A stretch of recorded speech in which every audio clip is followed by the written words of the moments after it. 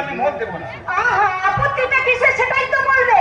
ঠাকুরপো বলছিল জাতপত্রে কোনো অমিল নেই, তাছাড়া দেখতে শুনতে নাকি খুব সুন্দর।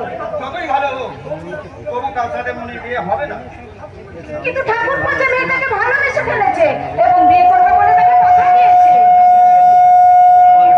যদি কাজী একটা ভিখারির মেয়ে বিয়ে করবে কথা দিয়ে থাকে, আমি তাকে রায়গঞ্জে বড় বলে মেনে নেব না।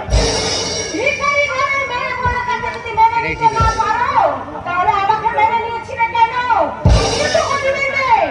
তোমার কথা বাবা তোমাকে দেখে শুনে পছন্দ করে এনেছি, আমার সেখানে মতামত কোনো প্রয়োজন ছিল না। তাছাড়া এই কিছু তো হচ্ছে না, বাবা নিজে এই বিয়েতে অমত করে। তুমি যদি রাজি হও, আমি বাবাকে বলে এই বিয়েতে তুমি একদম অমত করো না। আশা করে ছেলেটা আমাকে তোমার কাছে মত নিতে পাঠিয়েছে। তুমি যদি অমত করো, তাহলে ঠাকুর বলছে মনে মনে দেখা পাবে। তোমার এই বিয়েতে পারবো না।